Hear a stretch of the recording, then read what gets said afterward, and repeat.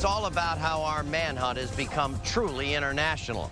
And the next guy we're looking for is a prime example of why.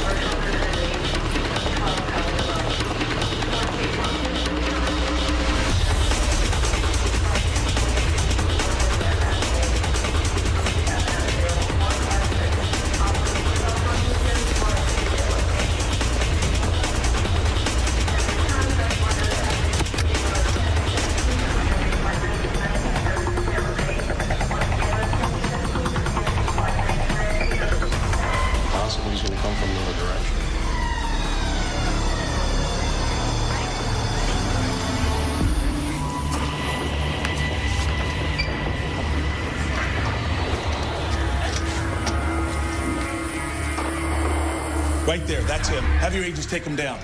All units, target is westbound through the concourse. Take him down now. Repeat, take him down now.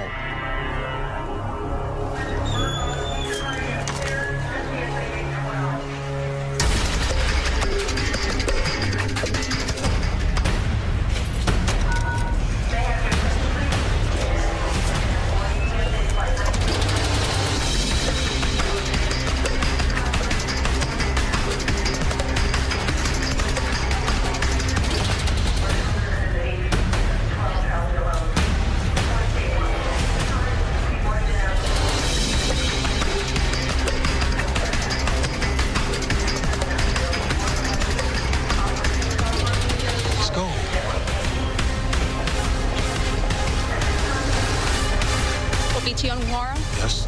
U.S. Customs. Come with us.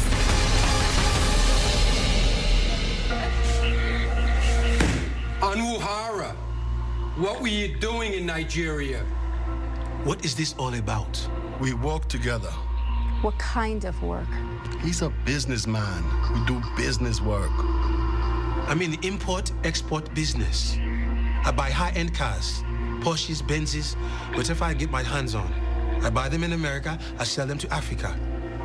I'm a student, and right now I live in Miami. We know you stopped in London for 2 days and stayed in the Ritz. Since when is that a crime? Did anyone approach you in Nigeria or London that expressed negative feelings towards the U.S.? Is that what this is about? You think I'm a terrorist? I ain't no terrorist. Either charge me or let us go.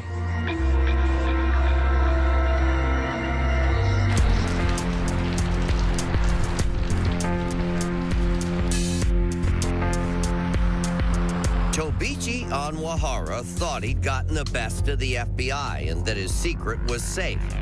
But what he didn't realize was he was playing a chess game with the feds, and he had no way to predict their next move.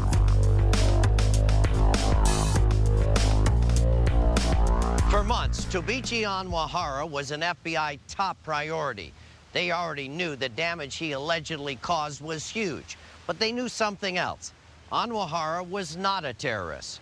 When we come back, I'll tell you what he was really up to.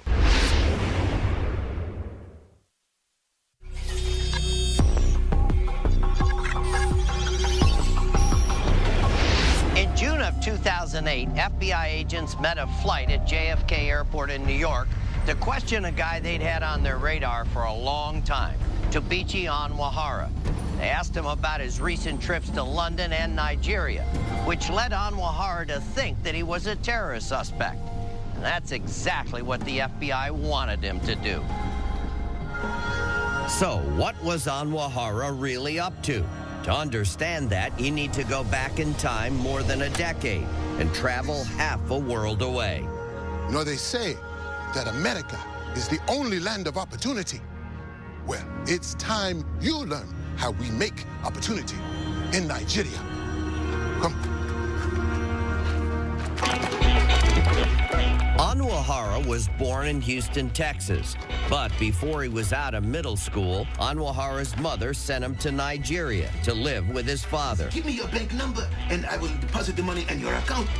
Onwuhara was supposed to go to one of Nigeria's top boarding schools, but his father thought some on-the-job training would serve him better. We'll both be helping each other out. The elder Onwuhara had made a small fortune in the notorious Nigerian 419 scam. I will deposit the money.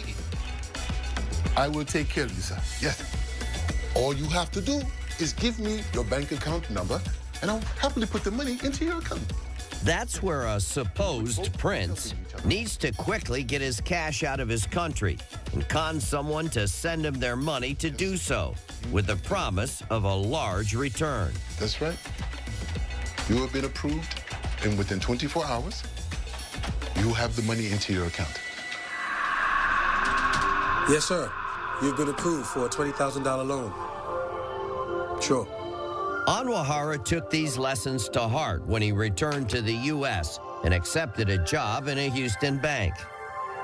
Onwuhara used his bank connections to gain access to customers' credit card information. Hi, yes, my name is Jason Smith. I'm on vacation and I lost my credit card. Of course. That's when he came up with his first of many scams and put together a crew to help him pull them off. Hi, I'm Jason Smith. I believe you have a package waiting for me. In this scam, Onwuhara would reserve a hotel room in the bank customer's name and have the new credit card sent to the hotel's front desk.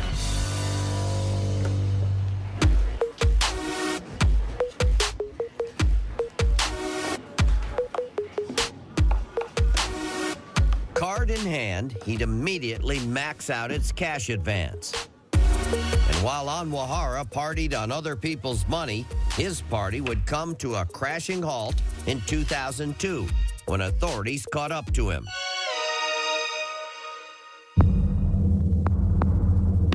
Onwuhara was sentenced to 2 years, but while behind bars, the last thing he thought about was going legit.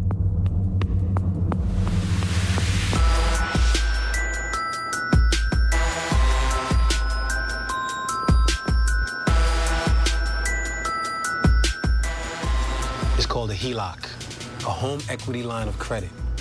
The only direction the real estate market is going is up, so it's time we take a ride.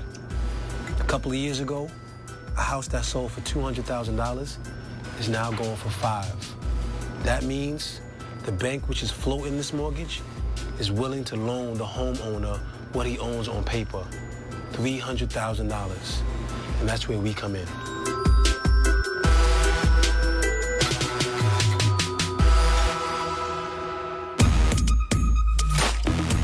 You got to make sure you get the last name first and the first name last. Pulling off a scam of this magnitude required several steps. That's good. Step 1. Onwuhara got the names of homeowners with low mortgages but with substantial HELOC loans. Step 2. His crew learned everything they could about their targets in order to become them. Yes, my name is Mary Swanson. Of course. My mother's maiden name is Gervin. Step 3, get the money before anyone knew it was gone. And because Onwuhara insisted everyone in his crew use prepaid calling cards and prepaid wireless connections, calls were untraceable. Hi, my name is Bob Tall. I'm having some trouble with my account. And once Onwuhara got a temporary password, he had access to the account and the ability to take every last dollar of that person's HELOC loan. And before the customer or bank knew it, FBI agents say hundreds of thousands of dollars were transferred from the victim's account to an account Onwuhara had set up in Singapore.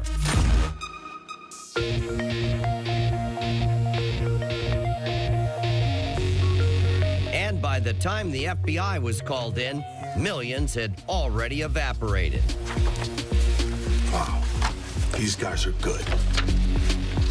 We are at a point now where we're over 15 million, we're approaching 20 million, and the numbers kept growing and growing, and we realized we literally had hundreds of victims in this case.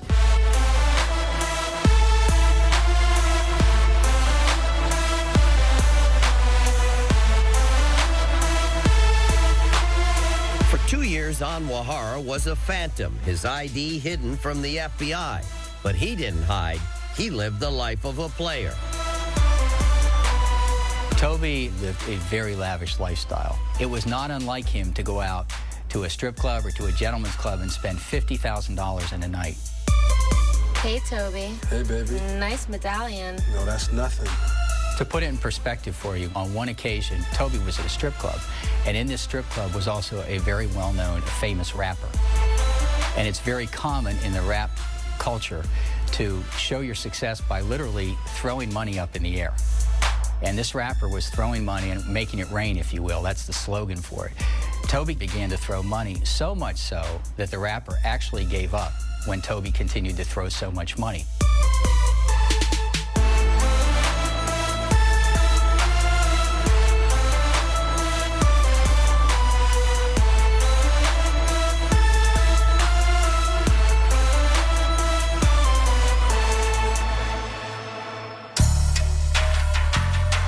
And while Onwuhara was throwing his money away, the FBI hit pay dirt. In 2008, the feds discovered the crew were using prepaid internet and cell service. The FBI reached out to the provider and found out there was surveillance video of the crew at one of their stores. But the FBI still needed names to go with these faces. Yes, I like the condom prescription. Yeah. The name is Tobechi Onwuhara. Someone in the crew had impersonated a doctor and called in a prescription to a pharmacy using one of the prepaid cell phones the feds knew about. The prescription was in the name Tobechi Onwuhara. The FBI pulled up Onwuhara's mugshot and compared it to the surveillance video. It was a dead-on match. But the FBI still needed to know more about Onwuhara and his crew. And when they learned they were returning through New York's JFK Airport in the spring of 2008, they set their plan into motion. The reason we were able to do that was because he had changed his flights several times. And so that's a red flag. As everyone knows, in the post-9/11 environment, that's one of the things that's looked at. You stopped in London for 2 days, stayed at the Ritz. Did anyone approach you in Nigeria or London that expressed negative feelings towards the U.S.? FBI agents were careful not to tip their hand that they were on to Onwuhara's alleged scam. And in the end, it was Onwuhara's girlfriend, Precious Matthews, who became the linchpin to their investigation. Right now I live in Miami. Although Precious claimed she was a college student, she had a tremendous amount of money moving into her bank account. She also paid the $5,000 a month mortgage on a mansion just outside Miami where she and Onwuhara lived. Now the FBI could keep them in their sights 24/7, waiting for the right time to make their move. They're on the move.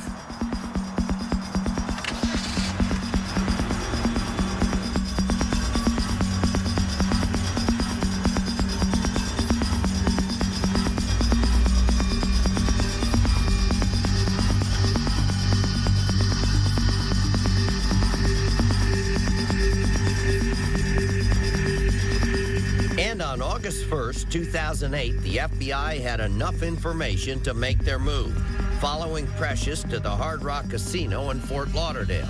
Be advised, we're pulling into the parking lot.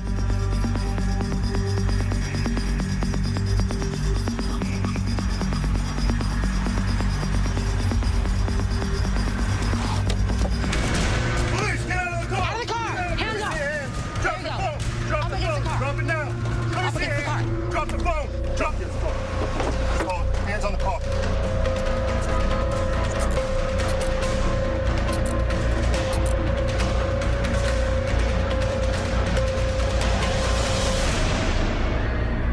That's not him. That's right. The other passenger was a relative of Onwuhara's who looked just like him. Drop that phone! Precious actually sends a text message, as we later find out, to Toby, who's already in the casino, warning him that they're in the process of being arrested. That warning is all Onwuhara needed to make a clean getaway. He hasn't been seen since. Precious Matthews and the rest of the crew are now behind bars, but we need your help to find Tobechi Onwuhara. Onwuhara can speak with both an American and Nigerian accent. He loves expensive sports cars, and authorities say he's addicted to gambling and strip clubs.